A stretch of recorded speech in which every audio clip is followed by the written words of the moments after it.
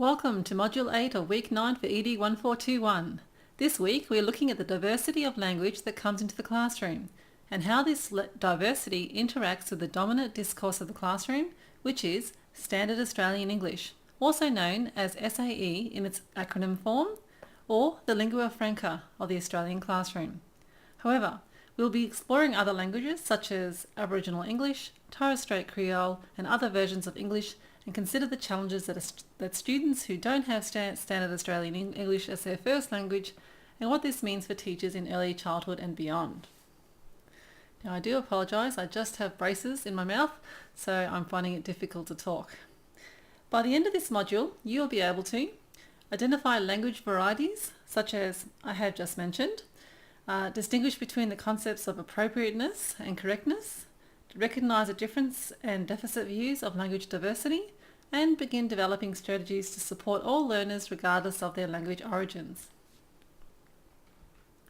So to begin, in your teaching experience, you'll teach a lot of students who do not speak English as their first language, and these students are sometimes referred to as NESB, non-English speaking background students, or even ESL, students with English as a second language. These students will be trying to learn the school discourse of the classroom through using the new language.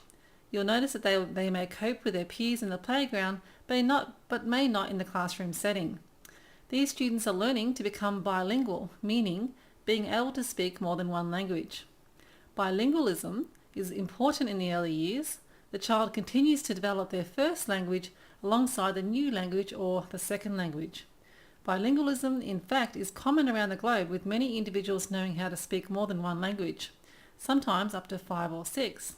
This is particularly so as English has become the dominant language in many parts of the world, but learning another language can be socially constructed as too difficult or unnecessary, particularly in Australia, where it is believed by many that Standard Australian English should be the focus of the curriculum.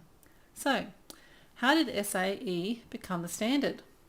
In your readings this week, you'll learn about how in Britain the language variety or way of talking that came to be considered the best was the language of the group associated with the court, those who had access to wealth, status and power. Everyone else who aspired to share these advantages and to speak like them were seen as, or to speak like them, it was seen as one way of accessing such power.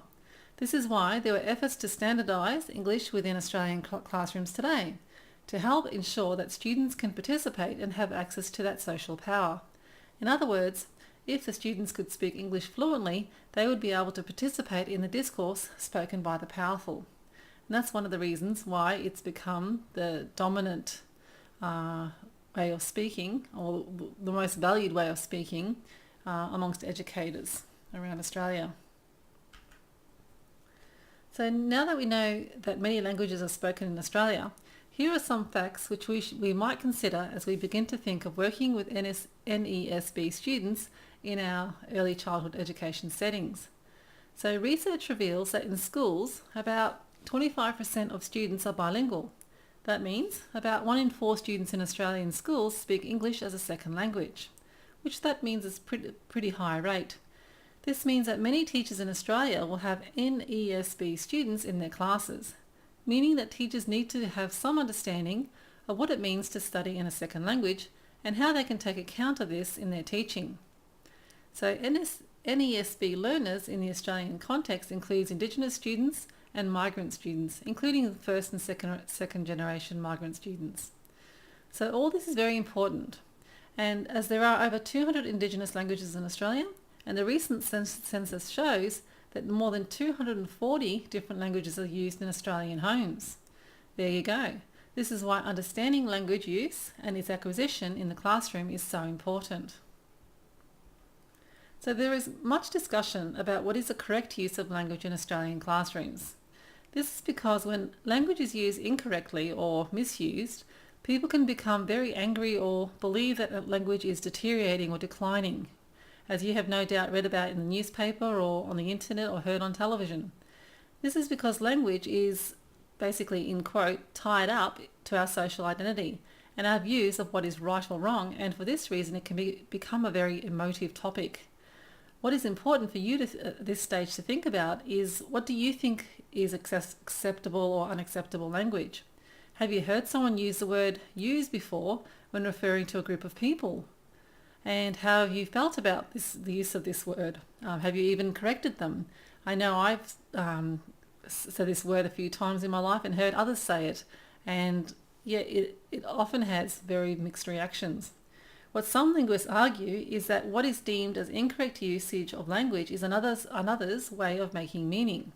And this means that it's not deficient or incomplete, it's just a way of making meaning by the particular user. So this means that language is constantly evolving. What is deemed as deviant or not appropriate today can become normal or part of the English language over time. And you're probably noticing this yourself, where there's words that were considered in the past to be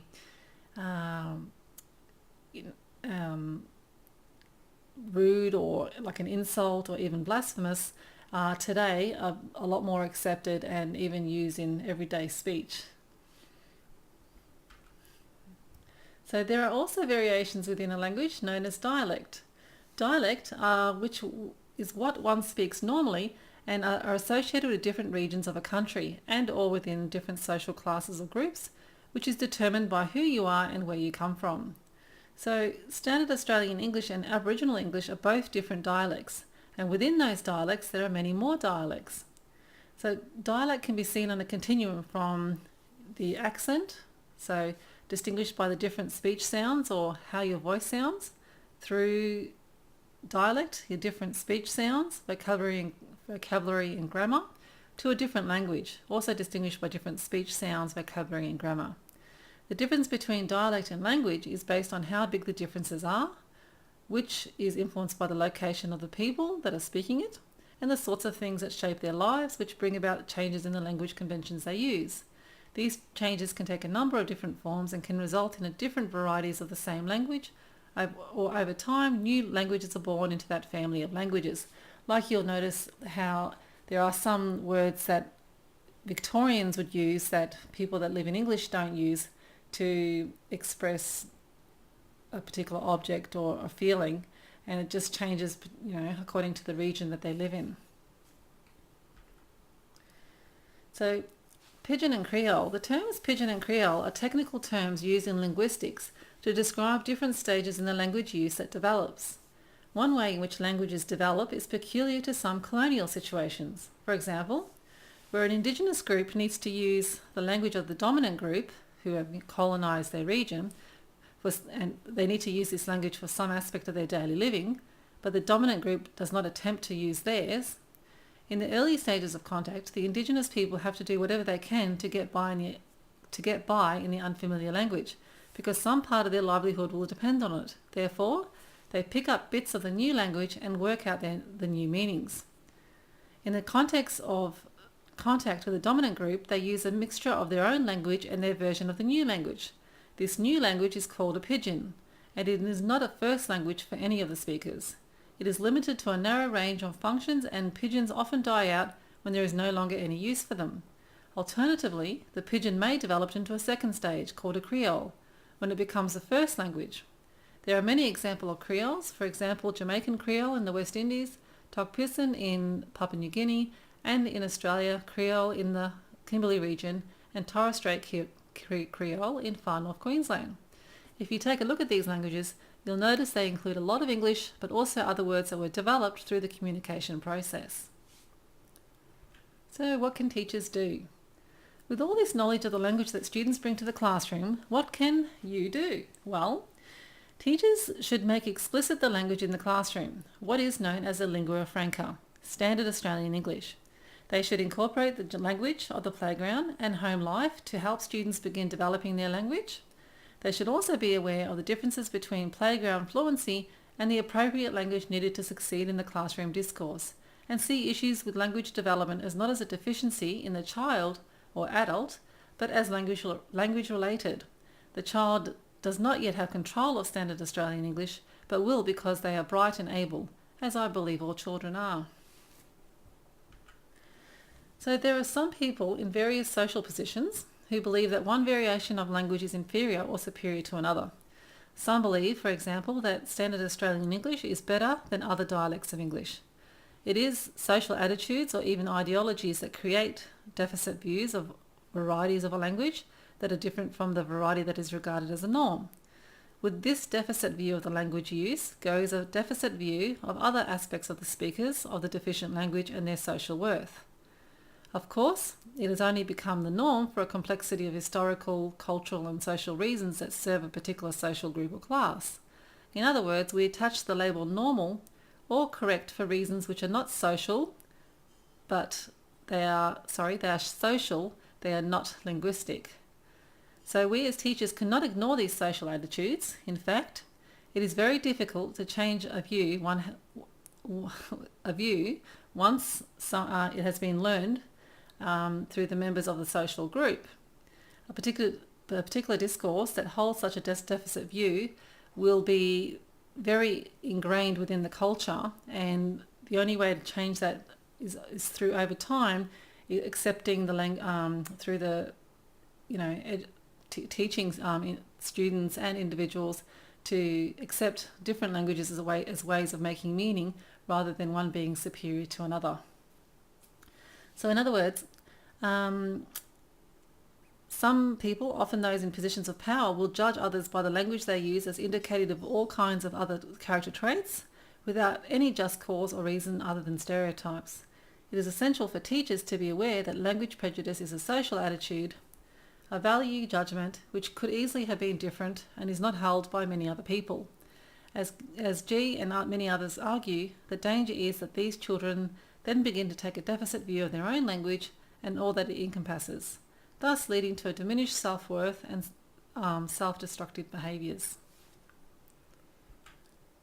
So to summarise Module 8, there are a range of views on different versions or varieties of dialect or dialects of one language.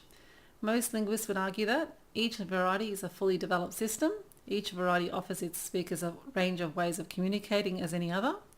In other words, there are different ways of communicating, but none is better or worse than the other for general communication purposes. Each does what it has to do for the group which it serves.